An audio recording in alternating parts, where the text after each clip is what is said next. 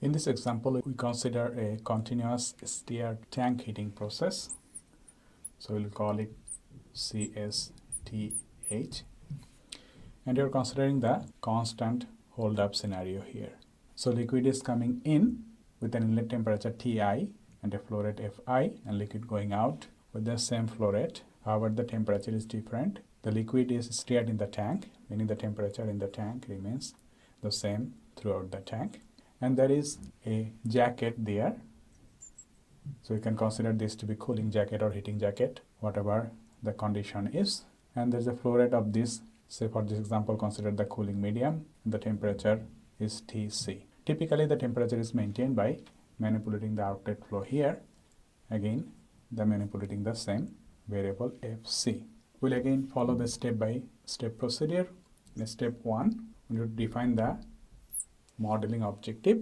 So for our case, we'll have output to be the temperature in the tank and input to be the coolant flow rate. Now this output is affected by this inlet flow, inlet temperature, and the temperature of the coolant coming in. Now we see that the same equation will give us the relations between all the variables, and then we need to decide which variable we are considering.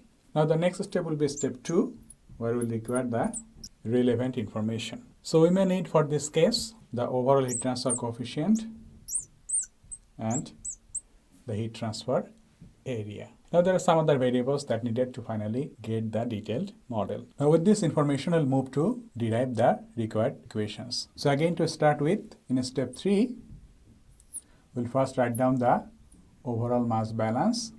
And we have done it for several times now, that the overall mass balance will simply lead us to Fi equals F naught. Next, we write down the energy balance equation for this case. Now in the simple form, we can write it as accumulation equals in minus out plus generation of heat due to reaction plus heat addition plus work done. Now for most cases, we'll consider this work done to be negligible, and also we don't have any reaction here, so this term will also be 0 for this case. So we'll have accumulation equals in minus out plus addition, whatever heat is coming from this heating or cooling medium. Again, this accumulation means rate of accumulation of energy. In means rate of energy in, out means rate of energy out, and addition means rate of heat addition. Now with this, if I write this accumulation term, it will be again mCp dt. M will be given by rho V. We'll have Cp, and the delta T is simply T minus the reference temperature Tr. And the rate of change of this will give us the rate of accumulation. So this is the left side for our case. Now the right hand side I can write in will be given by, again, Fi is the volumetric flow rate, multiplied by rho will give the mass flow rate, Cp, and we'll have Ti minus T reference. Again, we are considering Cp is not a function of temperature, so Cp remains constant for all of the streams and the liquid in the tank. Now the out term will be given by, similarly, rho F naught Cp T minus Tr. Now heat addition for this case will be simply write as the overall heat transfer coefficient times the heating area times the temperature difference. Now we need to understand that we are trying to find a model between T and Fc. Now where is Fc in this equation? We do not see Fc in this equation. So how they are related? So this takes us back to the main idea about first principles modeling, that first principles modeling is all about expressing the process knowledge in a mathematical form. So we know that the overall heat transfer coefficient, it depends on Reynolds number. From your heat transfer course, you may know that individual heat transfer coefficient is a function of Reynolds number and Prandtl number, and Prandtl number is a property of the fluids only. On the other hand, Reynolds number depends on fluid property and the flow property. So among the flow property is the flow rate. So if I write the individual heat transfer coefficients, the changes as a function of Reynolds number to the power 0.8. So here in a simplified form, we will write that the overall heat transfer coefficient is simply a function of the flow raised to the power 0.8 and a constant, say, beta. So that's a simplified assumption. However, that will capture the variability of flow with the heat transfer coefficient. Now with this, if I rewrite this equation, we get for the left side, we see that rho Cv is there for each of these except this. So rho Cv will be taken out with the V term there. So for this case, I will simply write d and taking all of this on the other side, and dt minus t reference, again dt reference is 0. So dt minus t reference equals dt over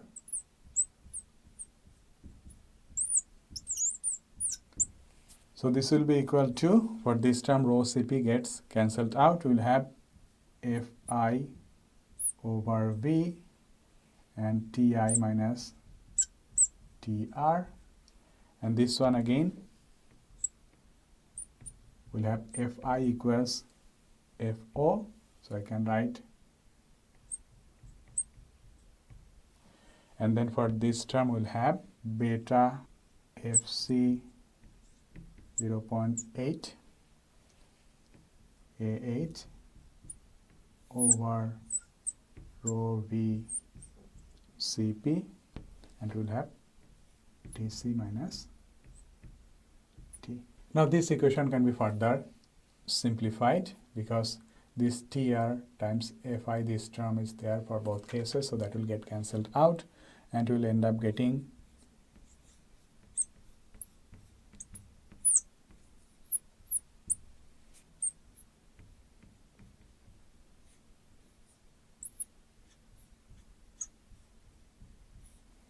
so this, all of this term is captured by here, will be simply, these are all constant.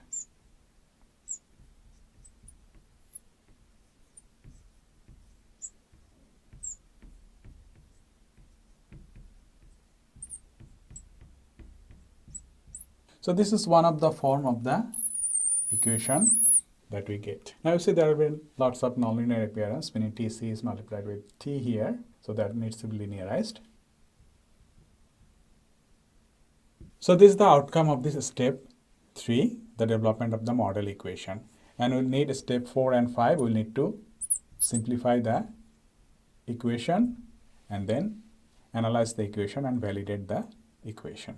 Now again, the same equation can be used if you are trying to find out the model between temperature and the coolant flow rate, or the temperature and the inlet flow rate of the stream, or the temperature of the inlet temperature, or temperature of the coolant. So the same equation can be used to get all the relations. So in this example, we will consider a continuous Stair tank heating process. For this case, it's not constant hold-up, it's a variable hold-up, meaning the volume of liquid in the tank is not constant. And we have a electrical heating system where the power of the heater can be directly manipulated. Now to find a model for this process, again we'll start with the step-by-step procedure. Step 1 is to define the model objective, and we're trying to find a model between the temperature in the tank and the heater power. So output is temperature and the input is heater power Q. Now in step 2, we'll have to gather the process information that will involve dimensions and other things for the process. Now we'll directly move to step 3, which is to obtain the model equations. So in step 3, we'll start with the overall mass balance, which for this case again lead to dV over dt equals Fi minus Fo. Next we move to write down the energy balance equation. Now for energy balance, we can simplify it to write accumulation equals in minus out plus generation plus addition plus work. Again, this is the simplified form that we write the energy balance equation. Here accumulation means rate of accumulation of energy.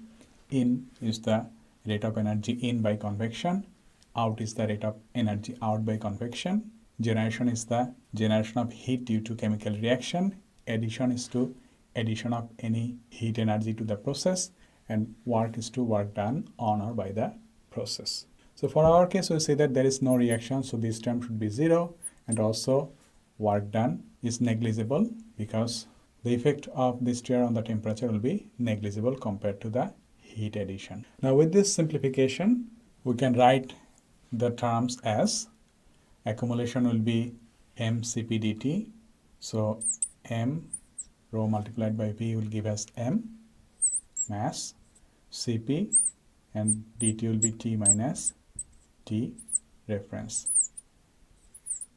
and rate of change of this will give us the rate of accumulation. So in will be in rho Fi giving m Cp, and delta T is T minus T reference, and the out term will be rho F naught Cp T minus T reference, and the heat term will simply given by Q, heat addition. There can be relation between the heater power and the heat addition. We'll consider simply as Q directly as heat addition by the heating system. Now for our case, both V, the volume, and the temperature, those are variable.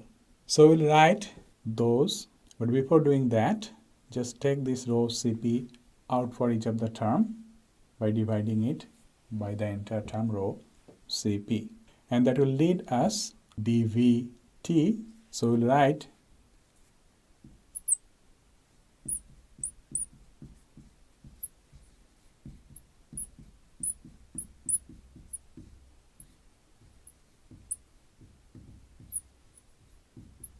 T. The right hand side will have Fi Ti minus Tr minus F naught T minus Tr plus Q over rho Cp.